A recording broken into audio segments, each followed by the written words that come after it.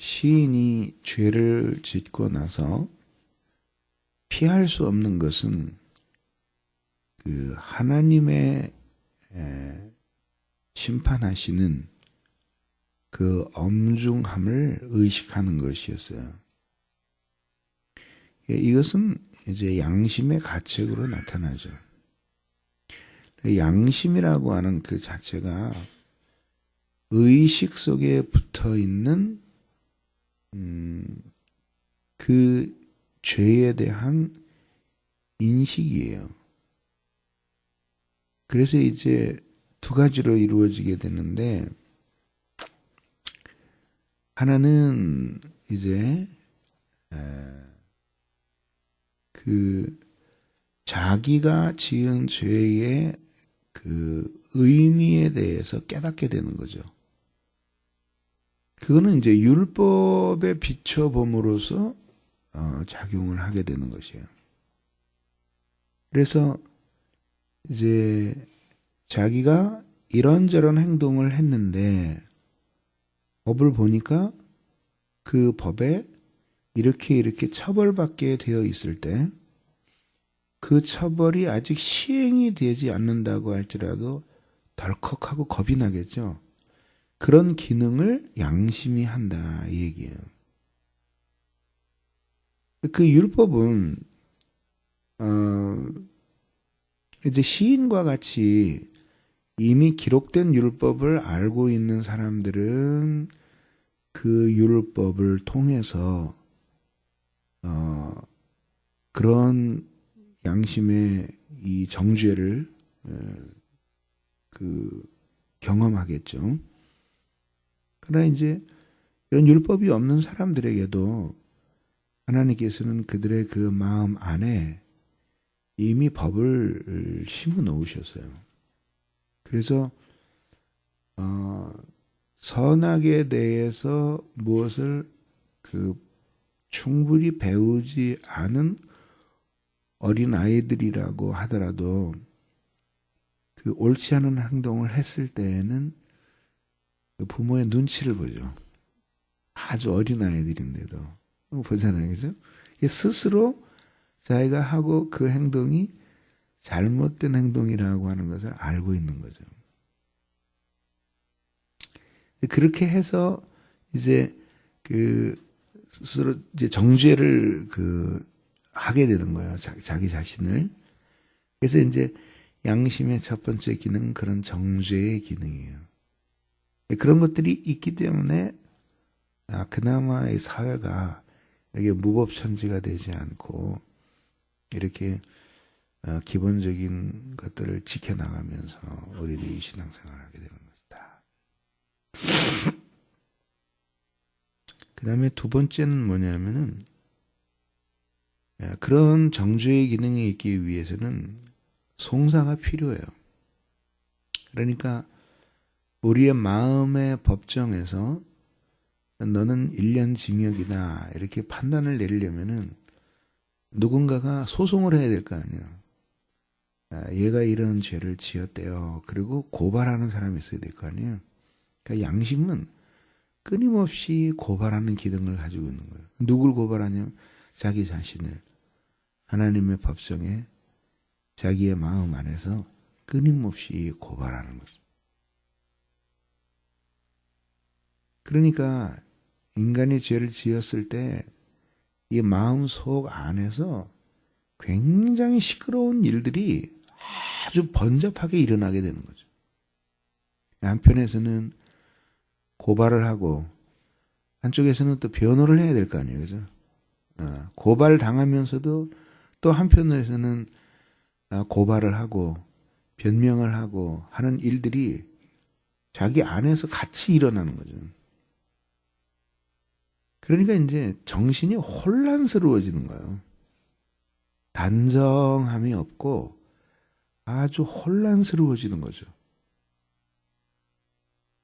그래서 결국 죄는 우리의 영혼과 정신에 육체까지 무질서를 가져오는 거죠. 그래서 안정되고 안온한 삶이 불가능해지게 되는 거죠. 그래서 성경이 악인에게는 평안이 없나니 그러잖아요. 평안할 수가 없는 거죠. 그래서 끊임없는 혼란이 찾아오는 거야, 마음속에서. 동의되죠, 그죠? 그래서 우리들이 볼 때는 그저 우리들이 생각할 때는 대충 그저 넘어가지만은 그런 사실 가만히 우리 자신을 관찰해 보면은 이게 그 한 주먹밖에 안 되는 인간 안에서 일어나는 이 정신과 영혼의 작용이라고 하는 것은 신비하기 짝이 없어요. 그래서 그것이 어떻게 보면은 인간이 하나님을 닮은 까닭이다. 이렇게 볼 수도 있는 거죠. 제 생각에는 천사들도 이렇게 복잡하진 않을 것 같아요. 인간이 이렇게 복잡한 거죠. 불완전하면서도 복잡하기는 하나님을 거의 빼닮도록 그렇게 복잡한 거예요. 그러니까 이제 이런 일들이 일어났던 거죠. 이게 시인도 그런 거를 경험을 한 거죠. 주의 얼굴을 내 죄에서 돌이키시고라는 그 기도가 나오는데 이게 사실은 바로 그겁니다. 그래서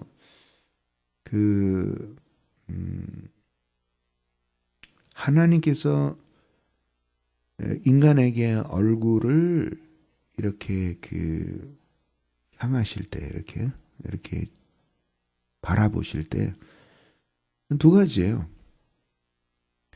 의로운 사람에게 복을 주시기 위해서, 악인에게 당신의 심판을 보이시기 위해서 주목하시는 거죠. 시인은 일평생 하나님의 눈에 넣어도 안 아플 정도의 그런 존재였어요. 내가 이 죄로 말미암아서 이 시인이 처음으로 이 고백상으로는 처음으로 그 하나님 앞에 서 있는 그 자체에 대해서 큰 두려움. 이제 이 뒤편에 나가 보면은 주님의 종이 될 때에 하나님께서 주신 그 뚜렷한 징표가 성령이었는데 그 성신을 거두실 것 같은 크고 두려운 위협을 느낄 정도로 그렇게 하나님의 어미하심을 인식하게 되었던 것이에요. 그러니까 하나님을 만난 그 경험이 굉장히 컸기 때문에 동일하게 자신이 범죄할 때 하나님의 그 어미를 그 누구보다도 아주 현저하고 뚜렷하게 경험할 수 있었던 것이에요.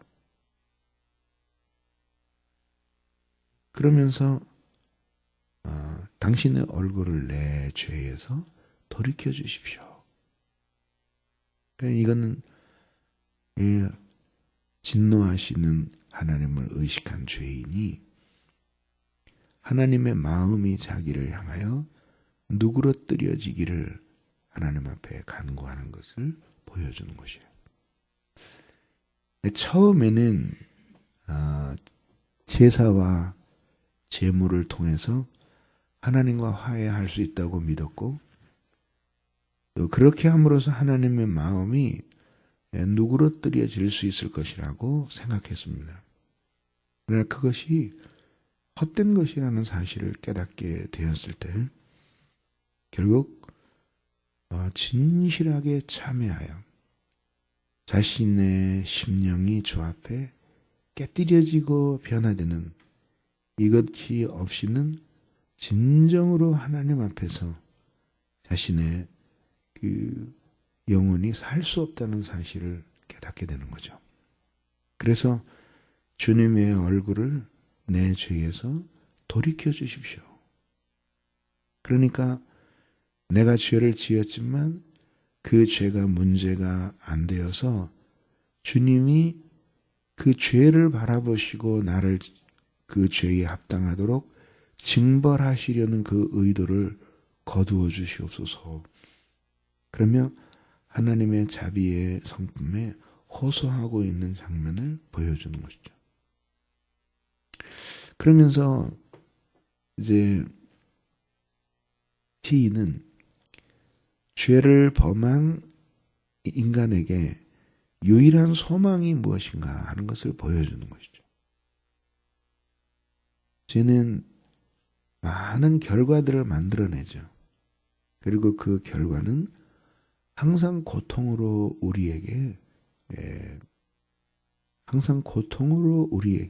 전해져요. 그런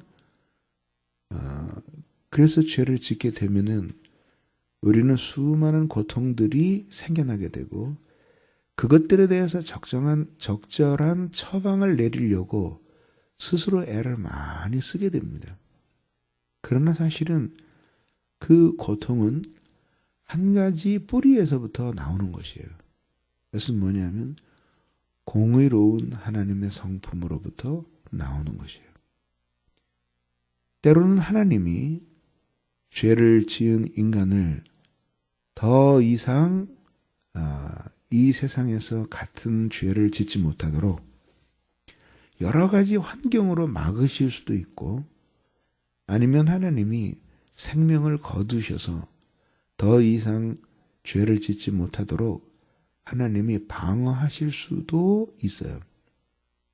그렇지만 어떤 경우에든지 간에 하나님께서는 그렇게 하실 수도 있지만 하나님이 그렇게 그 죄를 물리적인 방법으로 막으실 수도 있지만 그러나 모든 죄인이 하나님의 그런 의도를 깊이 느끼고 하나님 앞에 돌아오는 것은 아니에요.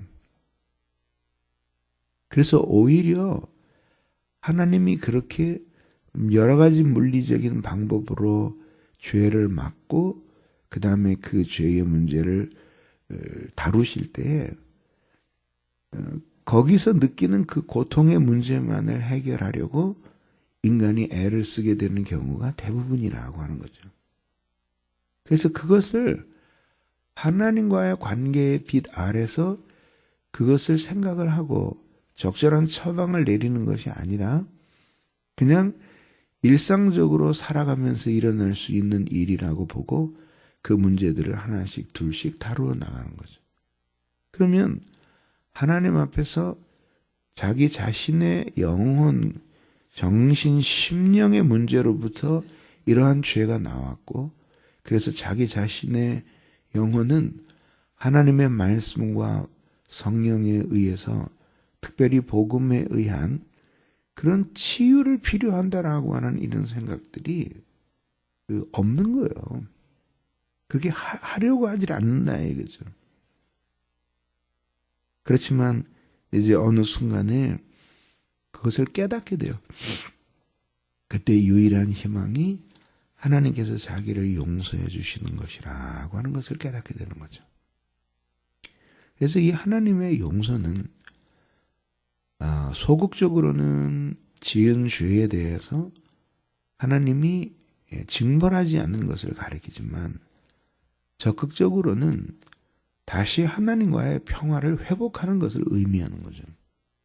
그리고 하나님과의 평화를 회복하게 될 때 하나님과의 사랑은 복구되고 그렇게 되면 죄에 대한 애호하는 마음이 사라지게 되는 것이죠. 그래서 자기가 회개하고 있는 죄를 다시 미워하게 되는 것이야말로 하나님과의 평화의 가장 확실한 표지인 것이에요. 그러면서 이제 그 뒤에 나오는 이야기가 내 모든 죄악을 도말하옵소서라고. 그래서 도말한다는 것은 뭐랄까 이제 없애버리는 것이야. 쓸어버리는 것, 혹은 닦아버리는 것, 되게 그런 의미를 가지고 있어요. 얼룩 같은 것들을 씻어서 깨끗이 없애버리는 거. 이런 거. 있는 것들을 사라지게 하는 것. 이것이에요. 이게 도말이에요. 근데 그런 나의 모든 죄악을 도말해 주시옵소서. 어떤 식으로 하나님이 이런 죄악을 도말해 주실 수 있겠어요? 그죠? 소극적인 면에서 본다면은 하나님이 이 시인에게서 죄를 지었기 때문에 하나님이 내리시는 각종 하나님의 의로운 공의의 표지들, 양심의 가책이라든가 아니면 하나님의 엄미한 심판이라든가 두려운 송사라든가 하는 이런 거, 이런 것들을 하나님이 깨끗이 주셔달라고 하는 그런 고백이에요. 그리고 또 이렇지 않습니까? 이것이 잘못되었다는 것을 알고 하나님 앞에 통절히 회개하면서도 이미 시인 안에 들어온 이 죄는 도덕적인 필연성을 가지고 이 사람을 계속 죄로 이끄는 거죠. 그러니까 한 번 육체가 이러한 달콤한 정욕에 의해서 얼마나 스스로 자기의 육체가 즐거워질 수 있는지를 깨닫고 나면, 더군다나 이 다윗이 우리아의 아내 밧세바와의 관계가 일회성으로 그친 것이 아니라 상당한 기간 동안 계속된 거거든요. 이런 즐거움을 깨닫고 나게 되면은 그 다음에는 어떤 필연성에 이끌려서 그것이 자신의 성품 속에 인이 박여서 참회하고 눈물을 흘리면서도 몸은 다시 그 죄 가운데로 끌려가는 거예요. 그건 어떻게 보면은 죄인의 입장에서는 자기도 어떻게 할 수 없는 그런 거란 말이죠. 마치 술에 인박인 사람들이 그 술이 잘못됐다는 걸 알면서도 술에 끌리고 마약에 중독된 사람들이 그 매 순간 처절하게 이거를 끊어버려야지라고 결심을 하면서도 그것에 이끌려가는 그런 거거든요. 사실은 이것이 바로 죄의 강력한 힘이에요. 그래서 죄는 결국 인간의 마음 안에서 위대한 힘을 발휘하게 되는 거죠. 그러면서 이것이 이제 강력한 힘을 가지고 그렇게 해가지고 이제 이 죄가 실제적인 영향력을 행사하는 거예요. 그러니까 여기서 이야기하는 죄악이라는 것이 어떤 범죄의 기억이나 그 다음에 죄를 지었다고 하는 죄책이나 이런 것만을 가리키는 것이 아니라 실제적으로 이 사람 안에서 지금 역사하고 있는 영향력이에요. 그리고 이것은 시인 자신도 어떻게 할 수 없는 그런 것이에요. 그 고백이 바로 엊그제 나왔던 내가 죄악 중에 출생하였으며 모친이 죄 중에 나를 잉태하였나이다. 자기도 어찌할 수 없는 어떤 죄에 강력하게 붙잡혀 있는 그런 것들을 보여주는 것이잖아요. 그래서 인간이 죄를 안 지을 수야 없겠지만은 누가 나는 정결하다 할 수 있는 사람이 있겠습니까? 그렇지만은 이렇게 고착되지 않도록 주의하여야 하는 것이. 고착되지 않도록. 이 고착되면 진실한 회개, 그리고 하나님과의 평화, 그리고 지밀한 기도 생활, 그리고 말씀에 깊이 들어가는 신령한 삶, 이런 것들은 불가능해지게 되는 거죠. 그래서 우리들이 자녀를 기를 때에도 늘 유의하고 보아야 하는 것이 그 그릇된 버릇에 흐르지 않도록 조심해야 되는 거예요. 시인이 하나님 앞에 이런 것들을 아주 폭넓고 깊게 이제 하나님 앞에 깨닫게 된 것이에요. 죄 때문에 그런 것들이 가능했던 것이죠. 사망의 음침한 골짜기 속에서 오히려 생명의 기쁨의 중요성을 깨닫게 되고 하나님과의 단절 속에서 주님 안에 사는 행복을 깨닫게 되고 주님의 얼굴 앞에서 쫓겨나면서 그분의 눈빛 안에서 살아가는 것이 얼마나 커다란 행복인지를 알게 된 것이죠. 기도하겠습니다. 고마우신 하나님 감사합니다. 부족한 저희들을 지켜주시고 오늘 이 시간에도 아버지 앞에 간구하고 기도하게 해주시니 감사드립니다. 오늘 이 시간에도 저희와 함께 해주시고 은혜를 내려주셔서 아버지 앞에 늘 이기며 살 수 있는 저희들이 되도록 도와주시옵소서. 시인을 통해서 우리에게 알게 해주시는 이 신앙생활의 깊은 도리들을 저희들이 더 많이 깨닫게 하시고 그래서 아버지 앞에서 살도록 힘을 주시옵소서. 예수님의 이름으로 기도하옵나이다.